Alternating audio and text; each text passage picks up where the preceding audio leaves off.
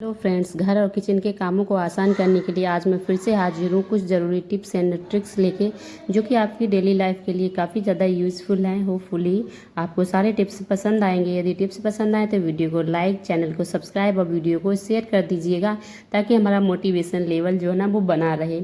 और आप हमारा वीडियो कहाँ से देख रहे हैं ये भी प्लीज़ कमेंट सेक्शन में मेंशन करिएगा। तो देर न करते हुए शुरू करते हैं आज का फर्स्ट टिप्स। कभी ना कभी हम अपने घर में जूते, चप्पल, सैंडल अपने बच्चों के या फिर बड़ों के लेके ही आते हैं, और इस तरह के जो बॉक्सेस होते हैं इन्हें हम ना मोस्टली फेंक ही देते हैं या फिर इन्हें हम नॉर्मली ऐसे ही यूज़ करते रहते हैं। लेकिन आज मैं एक ऐसा तरीका शेयर कर रही हूँ जो कि अभी तक आप लोगों ने नहीं शेयर देखा होगा। तो इसके लिए आप चाहे तो ऐसा, यदि पेपर है डेकोरेटिंग तो उसके ऊपर आप पूरे पे चिपका लो, यदि नहीं है तो ऐसे भी आप यूज़ कर सकते हो। तो मैंने पास पहले से एक बॉक्स था, उसके ऊपर मैंने चढ़ा के रखा हुआ है।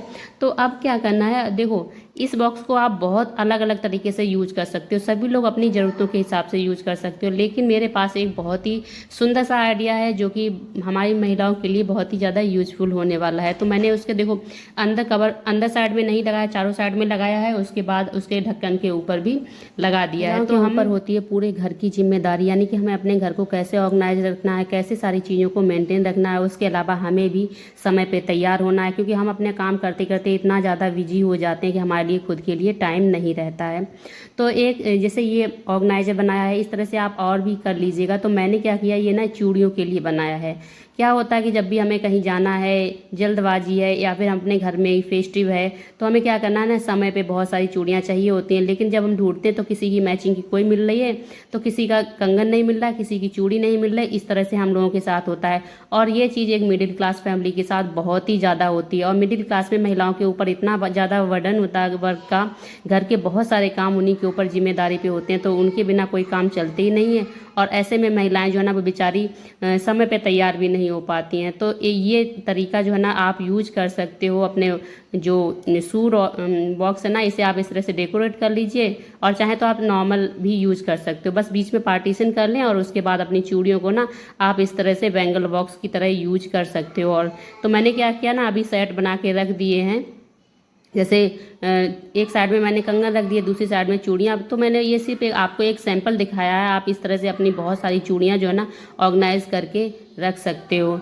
तो होपफुली आपको ये टिप्स मेरा पसंद आया होगा। और इस तरह से ना आपको जब चाहिए जो चूड़ियाँ, बहुत आसानी से आप ढूंढ लीजिए, पहन लीजिए और आराम से यूज़ करिएगा। और इस तरह से बॉक्स देखने में भी काफ़ी ज़्यादा प्यारा प्रिटी लग रहा है। होपफुली टिप पसंद आया होगा। नेक्स्ट टिप है कि देखो आज का जो मॉडर्न दौर है उसमें हम महिलाओं की एक बड़ी प्रॉब्लम क्या होती है कि हमें, देखो सिंगल फैमिली हो गई तो मोस्टली लोग क्या कहते हैं, अकेले सिंगल ही रहते हैं। और सिंगल में उन्हें 4-6 रोटियों का आटा लगाना होता है। तो वो क्या गलती करते हैं, एक हाथ से उन्होंने आटा लिया और आटा पूरा गूँथ लिया।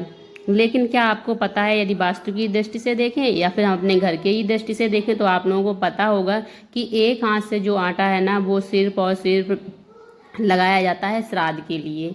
तो इसलिए ना आपको एक हाथ से कभी भी आटा नहीं लगाना है। हालांकि आपका मान लो कि आपको बहुत थोड़ा आटा लगाना है, 2-3 रोटियों का ही, तो भी आप जो है ना वो एक हाथ से पहले इकट्ठा कर लीजिए। लेकिन लास्ट तक आप दोनों हाथों से इन्हें जरूर आप मसलिएगा, जरूर आप दोनों हाथ लगाइएगा, क्योंकि एक हाथ से लगाना आटा जो है ना वो बिल्कुल भी शुभ नहीं होता है। और हाँ, आप आटे को ऐसे ही लगा के गोल गोल करके मत रखिएगा। बस आटों को जब भी आप लगाएं तो उसके ऊपर उसकी उंगलियां भी बना दिया करें, क्योंकि ये जो चीज़ें होती हैं, ये कुछ चीज़ें शुभ होती हैं जो महिलाओं के ऊपर ही डिपेंड करती हैं। क्योंकि महिलाओं को घर की लक्ष्मी कहा जाता है, और वो लक्ष्मी इसीलिए कहा जाता है, ऐसे ही नहीं कहा जाता है।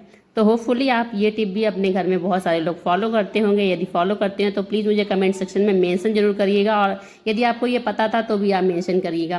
नेक्स्ट आप आज का यूजफुल है कि हमारी गैस को लेकर फ्रेंड्स, क्या एक ऐसी चीज़ है जिसपे हम दोनों टाइम तीनों टाइम खाना वगैरह बनाते रहते हैं। और नॉर्मली जब हम इसे क्लीन करते हैं तो क्या होता है, हम इसे किसी कपड़े की हेल्प से वाइप कर देते हैं, या फिर कोई हमने सोल्यूशन वगैरह ले रखा है उससे हम क्लीन कर सकते हैं। लेकिन उससे इसकी सफाई बहुत अच्छे से नहीं हो पाती है।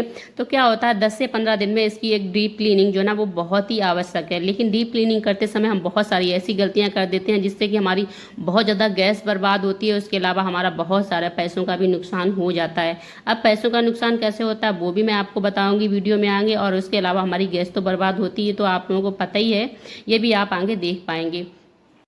फ्रेंड्स क्या होता है, देखो गैस को क्लीन करना काफ़ी ज़्यादा इंपॉर्टेंट हो जाता है, क्योंकि गैस एक ऐसी चीज़ है जिस पे हम लोग खाना खाते हैं और उस खाने के ऊपर ही हमारी पूरी हेल्थ डिपेंड करती है कि हम कैसा खाना खा रहे हैं।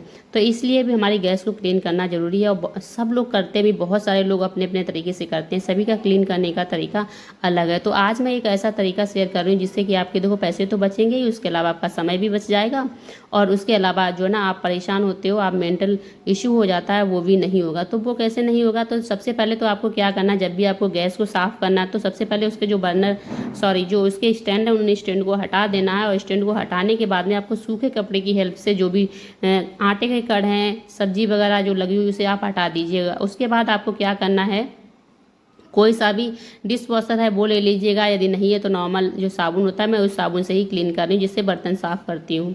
और उसके बाद मैंने क्या किया, अच्छे से इसके ऊपर लगा दूंगी मैं पूरे जो हमारा गैस स्टोव है। तो एक चीज़ और ध्यान रखिए कि आप गैस स्टोव के ऊपर ही ऊपर नहीं, बल्कि नीचे साइड में भी यहाँ पे आपको लगाना बहुत ज़रूरी है। इसकी जो स्विच है ना, इन्हें भी साफ़ करना उतना ही ज़रूरी है जितना कि हमारे गैस स्टोव के ऊपर वाले पार्ट को।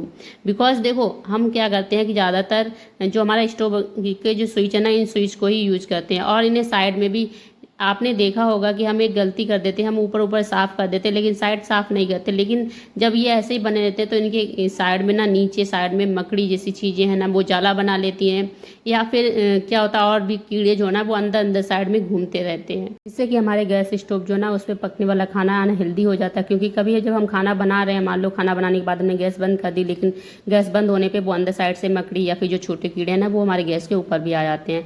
तो जब भी आप इस तरह से 10 से 15 दिन में साफ़ करें, तो आप दोनों साइड में साफ़ करें, ऊपर साइड में करें तो करें ही, अंदर साइड में भी ज़रूर साफ़ करें। इसके अलावा जो हमारे ये नॉब होते हैं गैस स्टोव के, इनके ऊपर भी बहुत ज़्यादा गंदगी जमा हो जाती है, क्योंकि ज़्यादातर हम इन्हीं को ओपन करते हैं, तभी हमारी गैस स्टोव ओपन होती है। तो इन्हें भी साफ़ करना उतना ही ज़्यादा ज़रूरी है। तो पहला तो हमने ये कर लिया। इसके बाद हमने ऐसे ही हम डालते हैं पानी डालते हैं, तो आपने देखा होगा कि पानी हम कितना भी आराम से डालें, फिर भी हमारा जो पानी है ना, वो हमारे गैस बर्नर है ना, इनके ऊपर चला ही जाता है, जिससे जो हमारे गैस बर्नर है ना वो एकदम ब्लॉक हो जाते हैं। उसके अलावा जो है ना, जब ब्लॉक हो जाते हैं तो वो जल्दी खुलते नहीं है, और हम गैस ऑन करते हैं तो हमारी गैस भले ही ऑन हो, लेकिन हमारी गैस वेस्ट जाती है, और हमारी गैस के जो बर्नर है ना वो मतलब छेद बंद रहते हैं, तो वहाँ से नहीं खुल जलती है गैस। तो आप क्या कीजिए, जो आपकी इस तरह से बोतल होती है ना नॉर्मल, आप पानी वाली बोतल हैं इस तरह की, हमारे पास बहुत सारी होती हैं, तो आप इन्हें कट कर लीजिएगा, इनके 2 पार्ट। और इसके बाद इस बोतल को ना आपको इस तरह से अपने बर्नर के ऊपर लगा देना है, और इसके बाद में आपको डालना है पानी। तो यदि नहीं लग रहा है तो आप इस तरह से बर्नर हटा दें, उसके बाद गैस जो हमारी बोतल है ना उसे आप इसके ऊपर फिक्स कर दीजिएगा। तो ये भी मैंने यहाँ पे भी एक गलती कर दी। जब मुझे साबुन लगाना चाहिए था, मुझे बोतल उससे पहले ही काट के लगा देनी चाहिए थी, लेकिन मैं बातों बातों में ही भूल गई। आप जब भी साफ़ करिए तो बोतल को पहले लगा लीजिए, उसके बाद ही आप इस पर जो भी डिश वॉशर या फिर जो साबुन है ना उससे आप साफ़ करिए, और उसके बाद आप इस पर ना अच्छे से डालिएगा पानी। फिर आप कितना भी पानी आप इसके ऊपर डालेंगे, लेकिन आपकी जो गैस है ना उसके बर्नर बिल्कुल भी ख़राब नहीं होंगे। देखो पहला तो ये होता है, यदि पानी डाल देते हो तो ये देखो लोहे के ही होते हैं, लोहे मिक्स धातु के होते हैं, तो इनके ऊपर जंग लग जाती है। दूसरा ये होता है कि देखो पानी भर जाता है, तो पानी भरने से भी हमारे ये ब्लॉक हो जाते हैं, और जब हम गैस ऑन करते हैं तो आपने देखा होगा कुछ छेद हमारे बंद हो जाते हैं और कुछ खुले रहते हैं। तो आप यदि इस तरह से क्लीन करेंगे तो आप अभी आप देख पा रहे होंगे कि बिल्कुल भी इनके अंदर पानी नहीं गया, और पानी नहीं गया तो हमारी जो गैस बर्बाद होती है वो गैस बिल्कुल भी बर्बाद नहीं होगी। उसके अलावा हमारे बर्नर ख़राब नहीं होंगे, जिससे हमारे पैसों की बचत होगी। होपफुली आपको ये सारे टिप्स पसंद आए होंगे। यदि टिप्स पसंद आए हों तो वीडियो को लाइक, चैनल को सब्सक्राइब और ज़रूर कर लीजिएगा, और हाँ अपना बेल नोटिफिकेशन भी दबा लीजिएगा। तो अब मिलेंगे आपको अपने नेक्स्ट वीडियो में, तब तक के लिए bye bye, love you all, take care.